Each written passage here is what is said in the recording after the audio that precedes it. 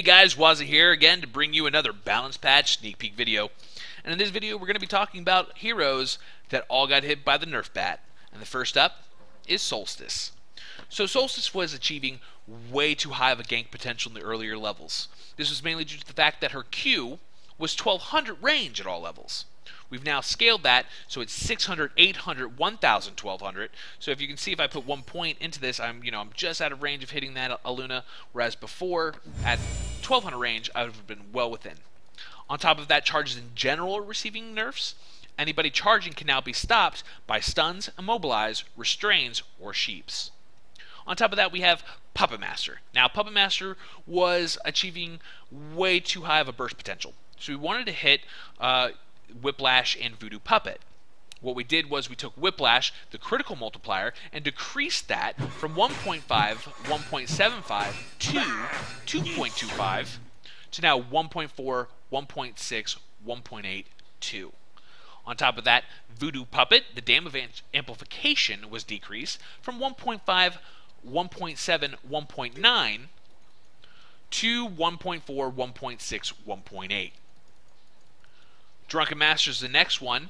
We found that Drunken Master was hitting too high of a threshold for higher levels of TMM and having a diminishing play around with anybody using or playing against the ultimate. So we wanted to mitigate that a little bit by lessening the amount that Drunken Master could use the ult effectively. So the first thing is Untouchable's cooldown was rescaled from 60, 45, 30 seconds to 50 seconds at all levels. Untouchable's duration was also decreased from 6, 8, 10 seconds to 5, 6, 7 seconds. Last but not least, everybody wants to know about the hero that has been causing a lot of struggles in TMM, Chronos. So the last hero that we're going to talk about is my man Chronos. Chronos is arguably what has one of the most powerful and difficult to deal with skill sets. Let's face it, bashing, leaping, slowing, and freezing your entire team is pretty rough. The changes that we've introduced here are to make Chronos less of a threat during his laning phase, allowing you to maybe stop or diminish his snowball effect. And at the same time, we also hit his ultimate to make that less impactful during the game. So let's start off with his laning presence. First thing you want to do against a Chronos is harass him. So his starting armor was decreased from 3.9 to 2.5. That is a rather significant armor nerf.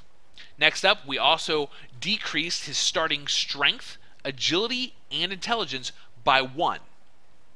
His base attack damage was also decreased from 58 to 64 to 53 to 59.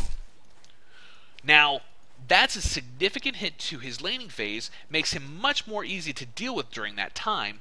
But lastly, let's talk about his ultimate. So, his ultimate was a game changer, and is a game changer, and will still be a game changer. But we want to make it sure that the ultimate is used at less efficiency and allows the enemy team to work around or play around it a little bit better. First off, the cast range scaled from 500 up to 600, and now we made it 500 at all levels, which means Chronos has to be better at his aim. On top of that, the cooldown was decreased, or increased. It was 120, 110, 100, and is now 120 at all levels. Chronofield, the last change, is when you have heroes outside of the Chronofield that are on your team, and you have, you press your ult, like if I'm going to ult this Luna here, heroes outside will start beating on whatever's inside of the Chronofield. But what we've changed is now anybody inside of Chronosfield will take 25% less damage from any heroes attacking them outside of the Chronofield. So this means that those times where you jump in and you set up that ultimate and you want all these heroes to focus fire one enemy hero down, it's going to be a lot more difficult. With that being said, all these nerfs are coming to the balance patch. It does not make these heroes ineffective. It just lessens their effective. I think you'll all enjoy the changes, and I hope you're excited for patch 3.5. It's coming to you July 16th.